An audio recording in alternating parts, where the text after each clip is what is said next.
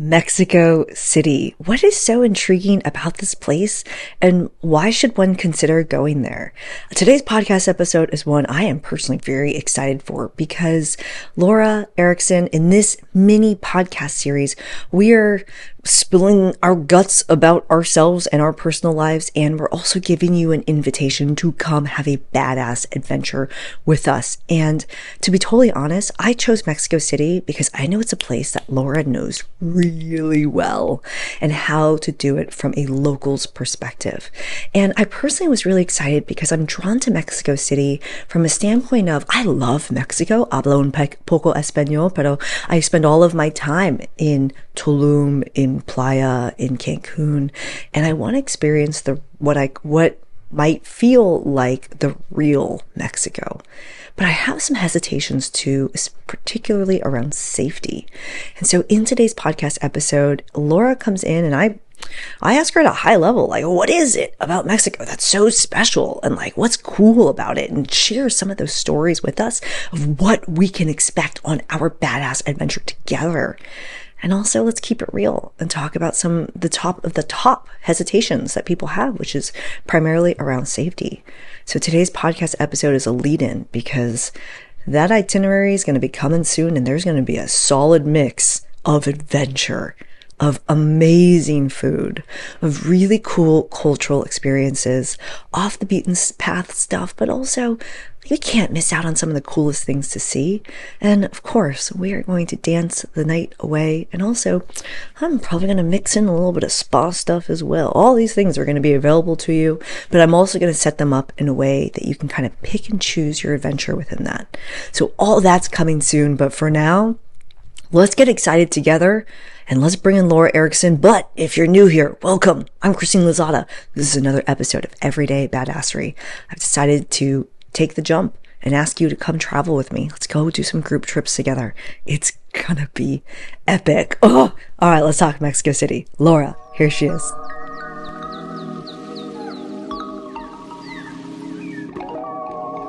I am Laura Ericson. I run group trips around the world, and I have a business called Laura Ericson Group Trips. Very creative. And we're so excited to go to Mexico City. And that is exactly what we're talking about today. And you know what? You want to know where I want to start? I want to hear your most favorite thing about Mexico City. If you could just pick one. I know it's hard. Oh, gosh. That is hard. And I'm not going to pick tacos because they do have some really, really amazing tacos. But hold on. Can I do a quick sidebar of if you were to order a taco right now, which taco would you order? Just so I can. Oh gosh, I can only pick one. Mm-hmm. But they're only 30 cents. So like, why do you have to pick one? Fine, pick two. I'll pick two. Yeah, because I don't like to make choices. I like to get it all. I would get probably pork and chicken and some salsa.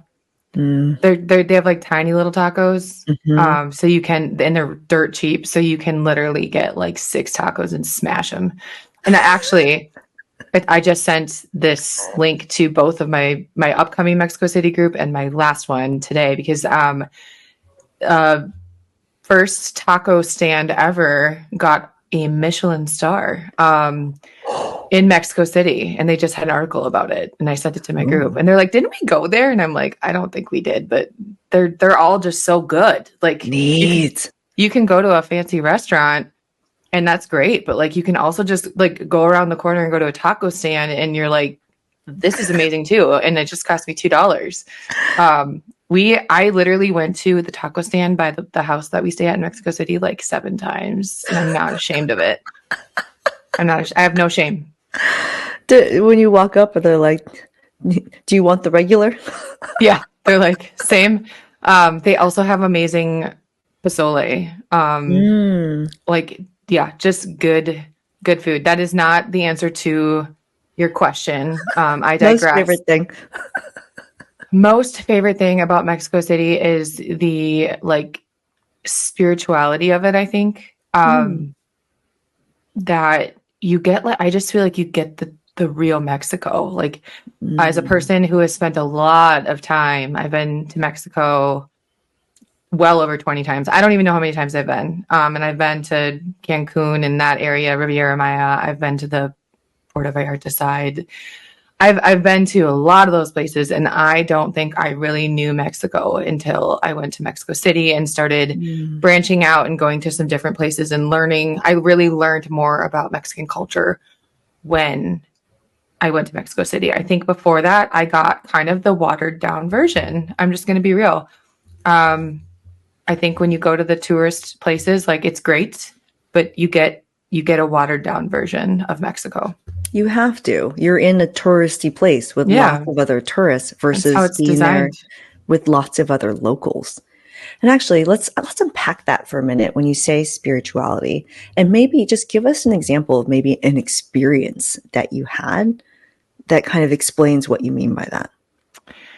I can think of a couple of things. So it's very common in Mexico in general, but in particular Mexico City, to do to get blessed by a shaman or a curandera, and they do the whole thing with like copal, and Oh yeah. they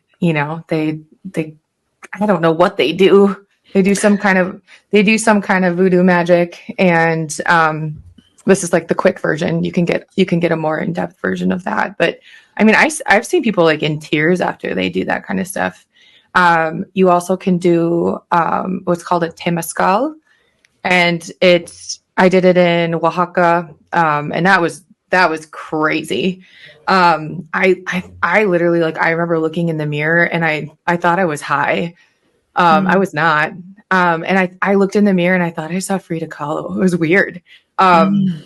It was really weird. You And can for do, those who are not familiar with this experience, it's a unique experience in which you are going into something that feels like a sweat lodge, but is Mhm. much smaller than that. It is completely enclosed. For many people, it is a claustrophobic experience, but can also be it's almost like well, actually, I want to say almost like it is an experience in which you are rebirthed to the world. And so you go into the sweat lodge, you sweat, they sing, there's hot stones that are put over the kind of a centerpiece, and they're pouring water over it. So it feels like you are in this steam bath.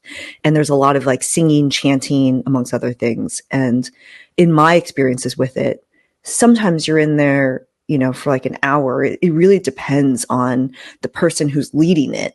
Mhm. What they think is the correct amount of time, because they're reading the energy in there. And you basically go through something that could be, in one of our experience was 3 hours long. We were in there for 3 hours, and they would open the 4 doors facing northwest, east, blah, blah, until we are complete and we are rebirthed to the world. And I would say when I looked into the mirror, I was a hot mess after that. But when I looked into the eyes of the other people who had just gone through that experience with me, people literally looked different. Like there was a Mhm. clarity I'm getting goosebumps right now. There is a clarity in people's eyes that it's almost like you have this breakthrough moment of going inside of yourself while you're in this sweat lodge, and like rebirthing yourself to the world. This probably sounds straight up wild, and just hearing it, I'm just going to go with it's a unique spiritual experience that one must try out. Mhm. They are in Yeah. the proper parts of Mexico for it. I've Okay, done go on. I've done two variations of it. One was in Oaxaca, Hmm. just with my friend, and we did it with this woman that we did it with was just something else. And she had dreads, and she had like this little like rat tail that she said was an antenna because she got struck by lightning. And What? she said she was like supposed to die. She got struck by lightning, and ever since then she like had this gift basically, and like doing it with her was something else. My friend that I was with was definitely like going through a transition in her life. And so when we each had our time with her at the same time, but like she was working with each of us individually. And when my friend did it, I mean, she was ugly crying. Mm. So I think like a temazcal, if you're doing it, and I shouldn't say the right way, because I think there's no right way, but like if you're doing it with the intention, like being very intentional about it, I think like you have some kind of emotional release Yeah. Allie, like we had two very different experiences. Like she was like ugly crying. I was kind of sitting. I think I was ugly crying because she was ugly crying because I can't watch people cry. And then when I did it, I didn't feel that same way, but like not in a bad way. I was kind of like I feel good. Like Mm, I don't need to ugly cry right now. And that yeah. that was my takeaway from it was like I'm in a good spot. But it was very, very, very cool experience. Then we did it in Mexico City with my group, and it was impromptu. So we weren't planning on doing it, and we didn't do the sweat lodge part. We basically were in a shop, and one of the girls on my trip is Mexican, and she talks to everybody. So she meets the owner of the shop, who she's never apparently in town, and she happened to be there that day. And she started chit-chatting with her and found out that she was a curandera, which it's a Mm. healer. And they started talking, and she was like, if you're open to it, I would love to give your group a blessing out back. And so she came to me and she's like, I know we have a schedule, but like, can we please go do this? And I was like, sure. So we run behind the store, and she's got like the Temazcal there. We didn't go in it, but we did actually go in it, but it wasn't heated up or anything. We didn't do that part of it, but she did a blessing with my whole group, or everyone who wanted to participate. We stood in a circle, and she one by one like took each of us, and she was doing it in Spanish, so one of the girls was translating for her. But she was like an intuitive basically, and she was telling everybody like what she felt from them, and people were crying, and not in a bad way. We were all crying, watching each other cry. Some people were clearly like going through some shit, and it definitely came out. And this is just with like a 3-minute probably one-on-one experience with this woman. We had one person that wants to have a baby, and she's older, and she was like basically like trying to heal her womb so she could have babies. So then I was really crying when she came near me. I was like, do not touch my womb, I am good. Do not try to heal anything. Like I literally was like, don't come near me. Don't do any voodoo magic on my uterus. Thank you. True story. That's amazing. It's on video. I was like, no. But it was such a cool experience. And again, it goes back to that, like, it wasn't planned. It wasn't part of our itinerary that day. But every time I take my group, we do a blessing kind of like in a square with a guy with feathers and smoke and all this cool stuff. So I think it just sets the tone for Mexico City, and Oaxaca is very similar in that regard, and a lot of places in Mexico are. But I don't think you get that when you are in Cancun. You didn't get that part of your 5-star all-inclusive resort in Playa del Carmen. Just kidding. Yeah. Fun fact: I've been to Mexico so many times. I've never gone to an all-inclusive, but it's like, yeah, here's your chips and salsa and your margarita, and also, can I do a blessing on your womb? Like, that doesn't really happen when you're in Cancun or Playa. So Oh, I love that. Okay. Favorite experiences around spirituality. I'm feeling hungry right now after this taco talk, and I'm literally hungry right now. I'm going to sidebar us because there's something that you bring your group trips to, which is a special restaurant Oh yeah. that I don't know a lot about, other than it is very difficult to make a reservation. Yeah. Will you just describe, because I have a feeling, since you do this time and time again, this is a pretty special experience. So will you describe this food experience in restaurants? Yeah. So I just did it for the first time last year with my group. I had gone the previous year with just my friend because it's too hard to get. I mean, it's hard to get a table, and I reserved with just me and my friend. I think I reserved it like 6 months in advance, maybe. Oh, wow. With my group, I reserve it a year in advance. Like, this is a really, really hard place to get into because it's technically rated like one of the top 5 restaurants in the world. And I think it's called Pujol. I'm probably just making it more popular right now and harder to get into. But it's just a very like unique dining experience. It really started with like the chef who started it, and the mole is really like the star of the show at Pujol because they have a like a new mole. I don't know how much you know about mole, but basically, there's different kinds of mole, and they have something called mole madre, which is aged mole. And it's been aged now for like, oh gosh, don't quote me. I want to say like 8 years. Wow. So they have somebody, their job is to like watch the mole, make sure that they basically like keep repurposing the mole and adding more to it. Almost like sourdough or like, Yeah. The mother. It's that same concept of like they're creating new mole from the old mole, and it's been going for years and years and years at this point. So I think that's like a big part of Pujol, but it's a tasting menu. I think it's, oh gosh, 7, 8 courses, something like that. They change it up all the time, but it's for me, the food was good. It was very unique, but it's the experience that was really, really like different. It was the way that you're like catered to and the presentation of all the food. And, they like watch you like a hawk, like the second your glass is empty, they're over there. Like you can't pour your own water there. Yeah, it's just a really cool dining experience. And so I did it with my friend. I liked it enough to bring a group back. And so now we have like a private dining room there. I love that. And like I said, I reserve it a year in advance. And I feel like it's a meal that most people won't ever have in their life. Like how often do you go to a restaurant and spend $150 on just your food? Not your drinks and everything else. Like it's not a cheap place to take a group that bill. You're talking to the wrong person. I used to live in San Francisco and New York City. Yeah. But I mean, like every Tuesday. Well, anyways, when I say you, I don't mean you, but I don't think it's something a lot of people do for themselves. A lot of people aren't going to go and order a like over $100 menu item at a restaurant. I would agree, but like, what a unique experience, especially like with what they're doing with the mole. Like, I'm so excited to just see what it's like. And to dine like that, I love dining at places that are nothing like what it's like dining at home. It's just cool. I remember last year when I took my group, because again, it's a different experience when I'm at a little table with my friend, and then we have a private dining room with my whole group, and they would bring, I mean, I've never had so many men wait on me at one time. Attractive men, by the way.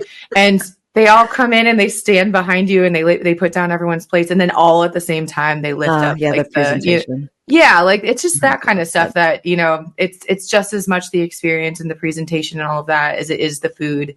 And you get to try just all kinds of unique things that you would probably never order anywhere else or even be able to get anywhere else. So yeah, cool. Mexico City is a foodie city, like hardcore foodie city. Amazing restaurants. I call Mexico City like it's like New York, Mexico. You get the variety of New York. It's a big city like New York. It's a foodie destination like New York. It has like buildings like New York. And I don't think people think when they think of Mexico City or think of Mexico, they don't think of that. But Mexico City has so much variety. It's the 5th largest city in the world. It's huge. So you really get like a little bit of everything. You get your $150 dinner and then your 30-cent taco. Yeah. And I love that about it. I love that variety. I am going to give a quick spoiler alert about something as I prepare for what I'm so excited for, which is our group trips to Mexico City. There is a book that I am reading in preparation. I just recently finished it for hosting group trips. And it's a book called Unreasonable Hospitality. And it's by one of the guys who worked at a restaurant I used to dine at a lot when I lived in New York City, which is 11 Madison Park. Beautiful Michelin star restaurant.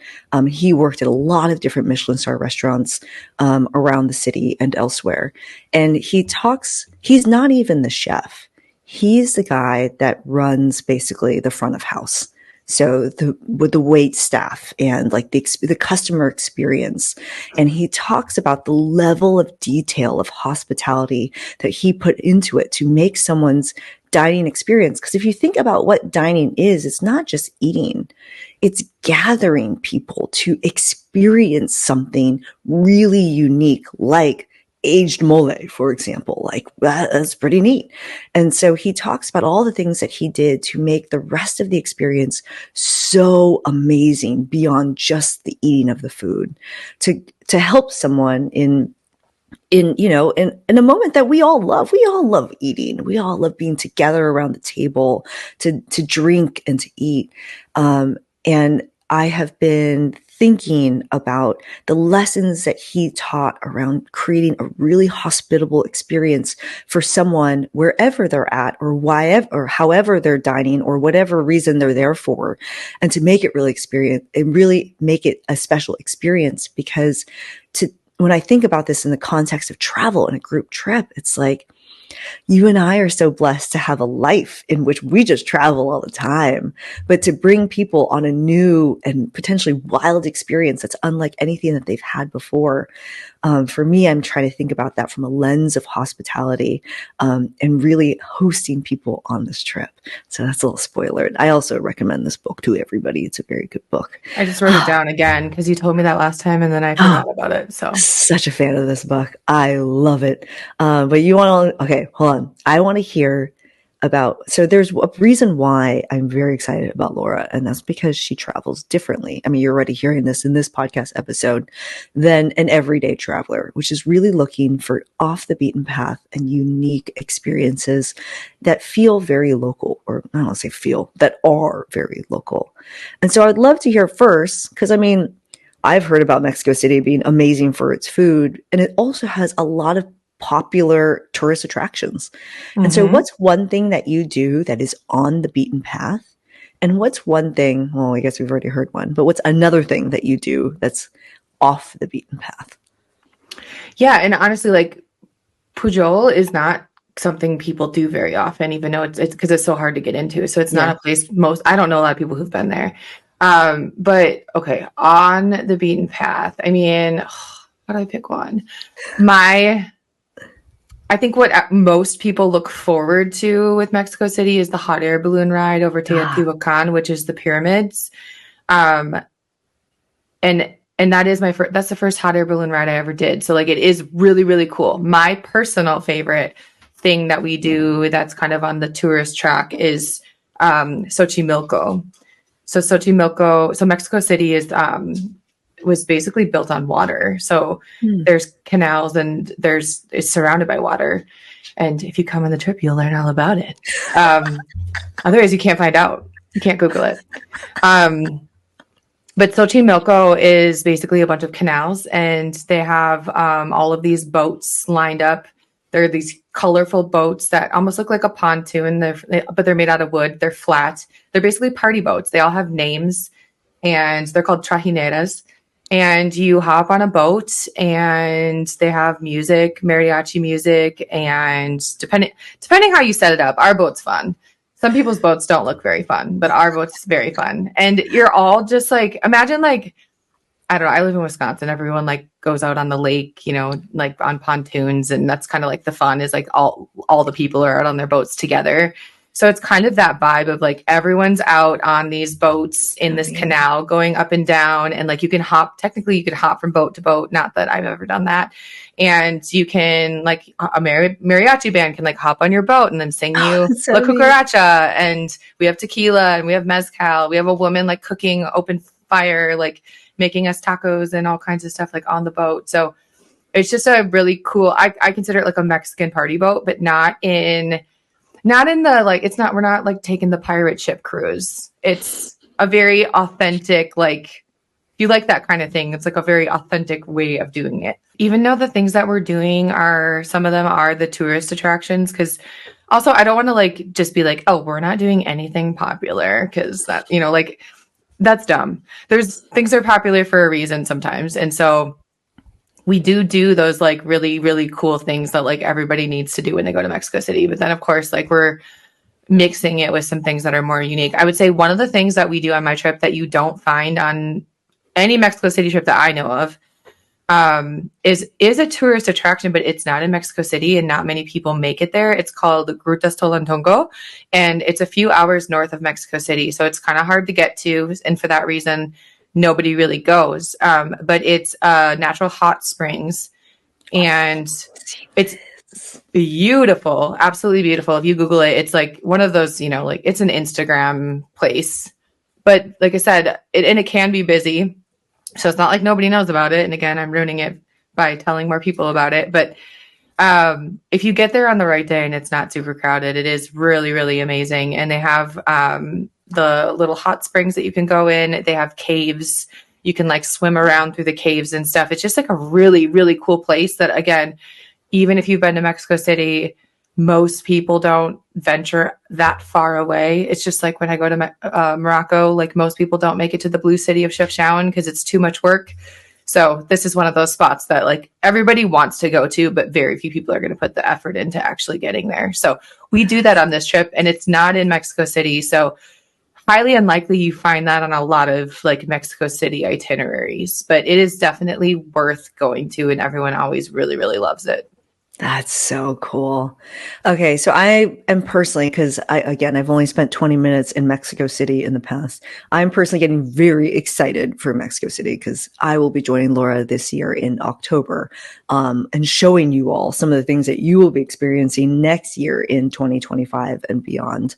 But I also, at the same time, like in the spirit of this podcast, I don't like to keep it just positive. And so I know, like for me, I've heard things about Mexico City, which I don't know if is a misperception or not, or if it really is a problem. So one example would be like, what is the safety like in Mexico City? I'm so curious to hear your perspective on that. Yeah, it's interesting because I know what you're talking about, and yet I've never experienced it.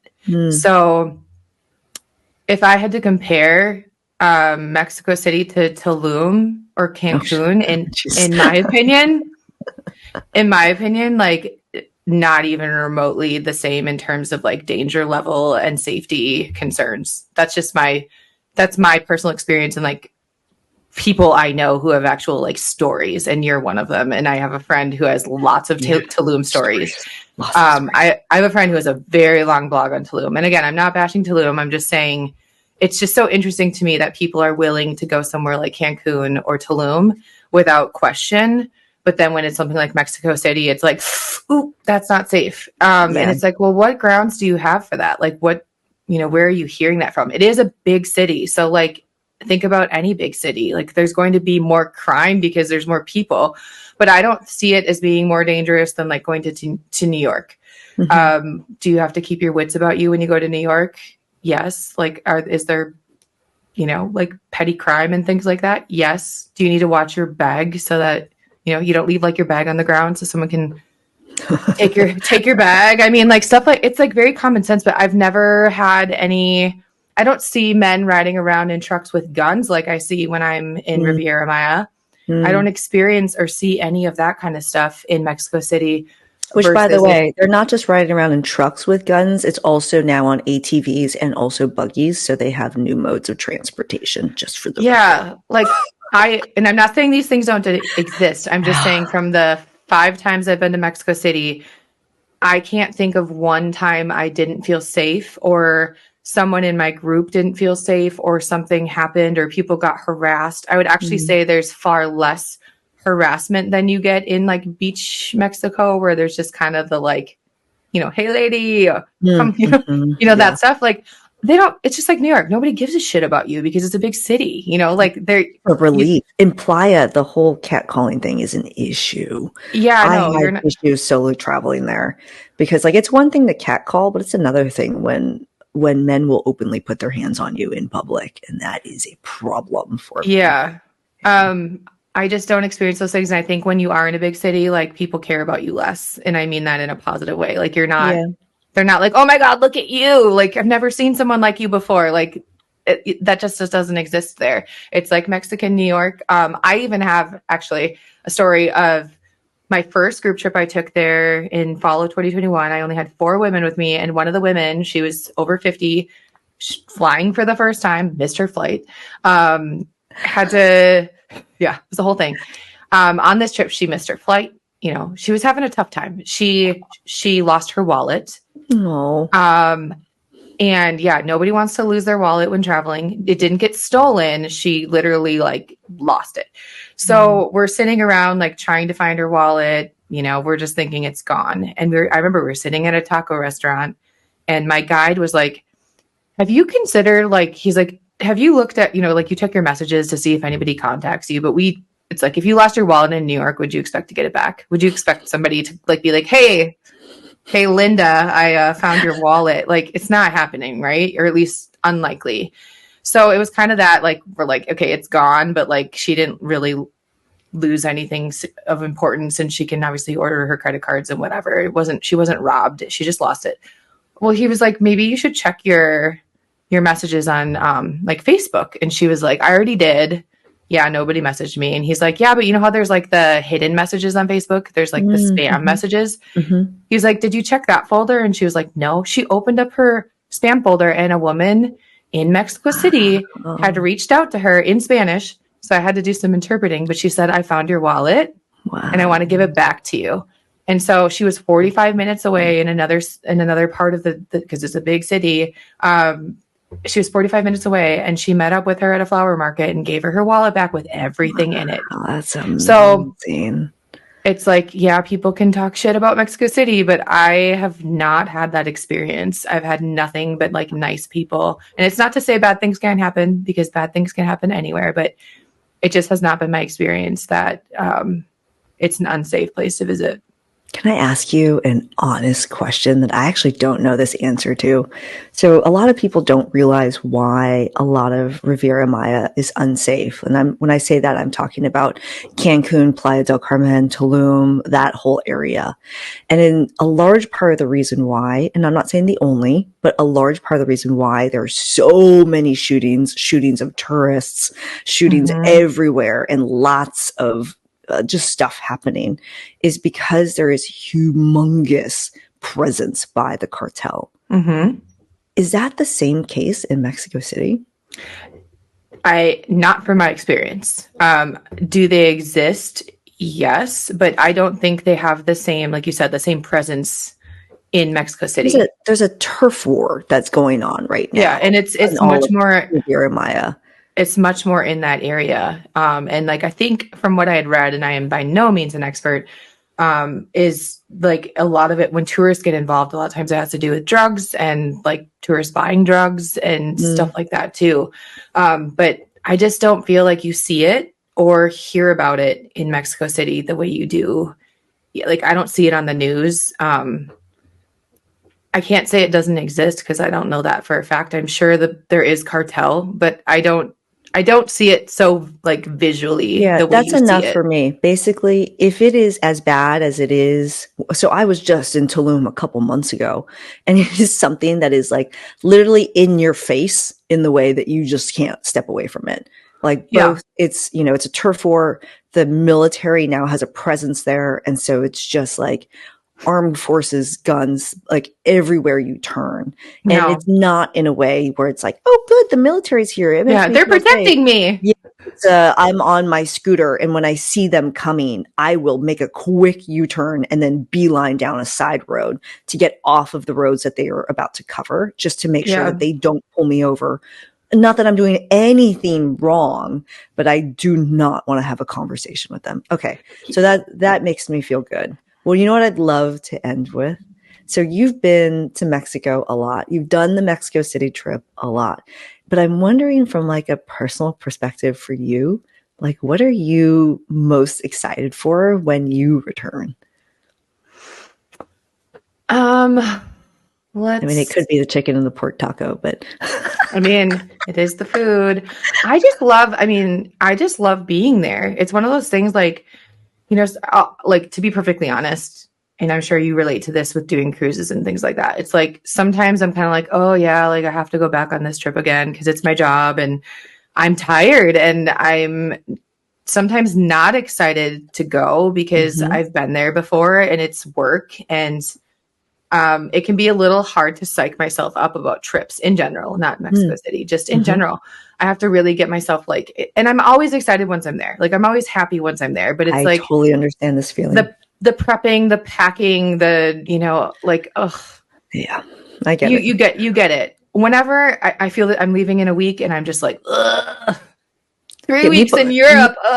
People always ask me, like, are you excited? Like, you excited to go? And I always respond with, because the lead up to it, especially because, we're working on these trips. I'll be making content on these trips. I'm not just showing up, popping bottles of champagne. I am showing up and popping bottles of champagne, but I am simultaneously having a shot list in mind, knowing the stories I need to tell, making sure I'm getting all of the angles and have the cameras set up. Like I'm not on vacation. I am traveling.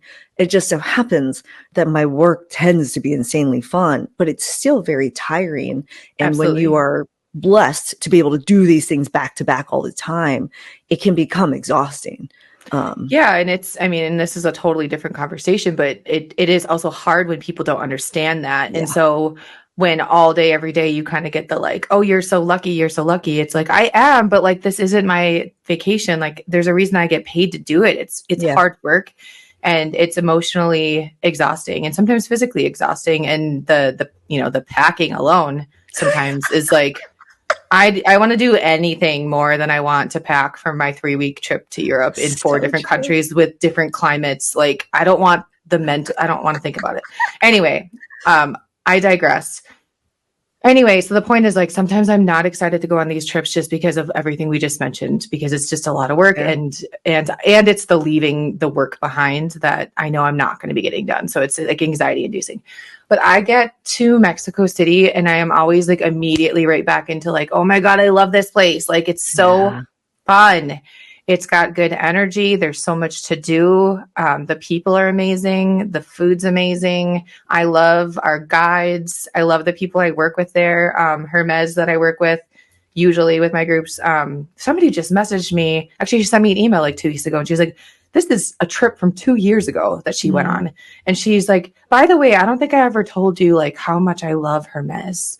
And she's like, it's one thing to go to Mexico, and you get to do all the things, and I've gone many times, but to go with Hermes and get to learn about his life and learn about Mexican culture from him and have him kind of like infuse it into, his life story. She's like, that was really, really, really impactful. And I still remember it. And I just want to tell you how amazing he was. And like, those are the things I look forward to. Hermes wasn't my guide last year, and I was heartbroken because I absolutely, the poor girl that was my guide. Yeah, she just couldn't win. But Hermes showed up to surprise me on Day of the Dead. They pulled over on the side of the road, and I was like, why are we stopping? And I look, and Hermes is standing on the side of the road with a bottle of mezcal. And he hopped in, and I literally cried. I was so excited because I was so upset that he couldn't be my guide for the trip. And he came for Day of the Dead, and my group was like, now I know why you love him so much. He's so amazing. So like, I look forward to the people that have become my friends and then I get to share that with my group. That's really cool. Oh, so I love that. I love that. Okay. That hypes me up a lot. I'm going to ask you a very difficult question. So that makes me very excited about Mexico City. But if you were to try to describe the vibe of Mexico City, how would you do that? The vibe. I mean, like I said, I think spiritual is a big part of it. Especially because, my trip that I do is during Day of the Dead. And so that's just like it's an undertone of that trip. But I think like I've been there not during that time of year, and it still has that like magical spiritual feeling to it. But it's also just like very vibrant, colorful. There's flowers everywhere. It's fun. There's like I think it's good for people who it's good for nightlife. It's good for people who like to party. There will be nightlife. There will be a nightlife aspect to this trip. I think my Mexico City group always has a little extra zip compared to like a group that I take to Morocco. Last year, my Mexico City group, they were wild and like they're crazy. And I was like, you guys, it's 6 a.m. Do we need to do tequila shots? Do we?